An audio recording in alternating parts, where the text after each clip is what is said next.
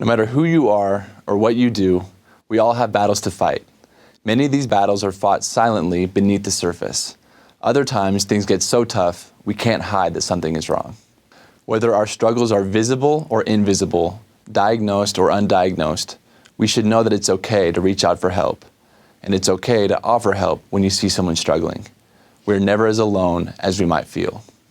In today's story, we want to empower all BYU students to better understand how to help those around them who are going through hard times. Allow me to introduce one of my mentors, Dr. Julianne Holt-Lundstad, who I worked for as a research assistant. My research over the past 2 decades has focused on the powerful effects our social relationships can have on our happiness and well-being, but also on our physical health, and on the flip side, how detrimental loneliness can be. The importance of loneliness is being recognized now more than ever, with the highest prevalence rates being among younger adults. Many are referring to this as a loneliness epidemic. It's important to recognize that we can be surrounded by others in real life and online and yet still feel profoundly lonely. We all want to feel loved, accepted, and that we belong. The good news is that meaningful, positive relationships can actually have incredibly powerful protective effects and reduce loneliness. Pay attention to your friends, roommates, and those around you, and don't be afraid to reach out to them if they're struggling. You don't need to be highly skilled or someone's best friend to reach out and help. Pay attention to a few simple ideas from fellow students for how you can help someone who's lonely, depressed, anxious, or struggling.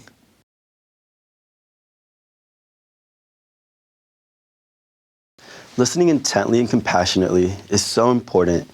Just the very act of taking the time to listen to someone who is having a hard time can help that person know that they are cared for and valued. I've had times in the past when I've either been too busy or tired or didn't know the best way to help a friend who is struggling. I've also had times when I've been able to stay up long into the night and been a resource to friends who needed a listening ear. Taking the time to simply listen, really listen to someone can be a valuable experience for you as well as them.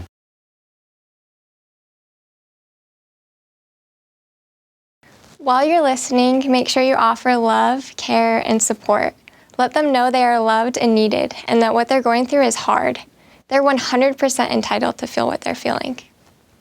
Part of validating their experience is to not equate it to someone else's. Even telling someone that you know what they're going through or understand how they're feeling can be counterproductive. You most likely can never know everything someone else is going through, feeling, or experiencing. Those things are uniquely theirs. In my own life, when I'm struggling, I'm not usually looking for someone who understands, just someone who cares and will support me no matter what. And I try to do the same for others.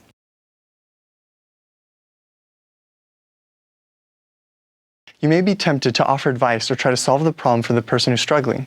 You should avoid doing this unless they expressly ask you for that kind of help.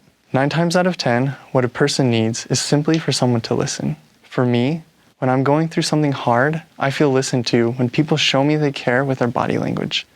I also appreciate it when someone follows up with me and sees how I'm doing when I run into them on campus. And remember, you are not a licensed professional.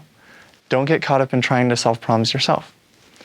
Offer a listening ear and offer to help line up further resources, which may include mental health assistance online or from a therapist.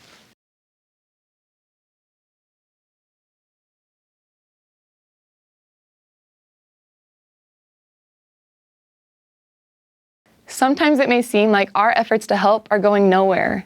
In these moments, it's important to recognize that it can be painful for people who are struggling to accept help because they don't want to feel like a burden.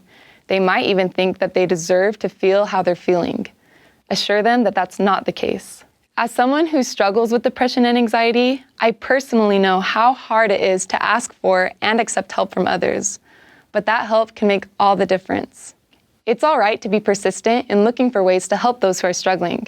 Remember that just because someone might not want help right now, doesn't mean they won't want it tomorrow or next week. Helping people who are struggling doesn't have to be big or complicated. Bring them food, write them a note, wash their car. Think of simple ways to serve them. Remember that asking someone, "Is there anything I can help you with?" isn't usually effective. Think of other ways to ask that, being more specific.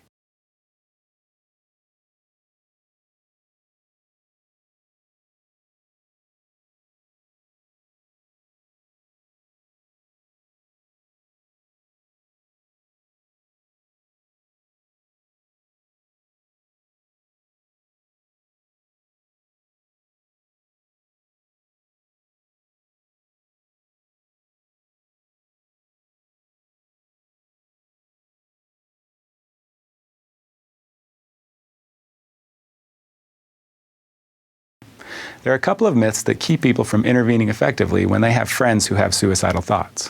One of the biggest myths that we see about suicide is that nobody can stop a suicide. Once somebody's made up their mind, it's inevitable.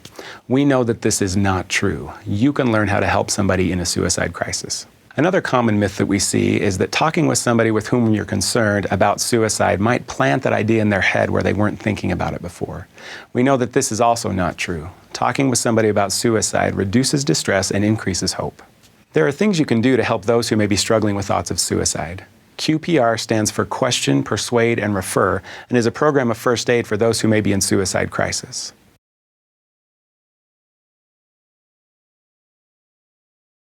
If you need help personally and people aren't reaching out, don't be afraid to pick someone and ask them for their help. Even though it might be hard, know that there are many around you who love you and want to help. Thank you for watching. You really can make a difference in the lives of those around you. Let's continue to make our BYU community a caring and loving place for everyone.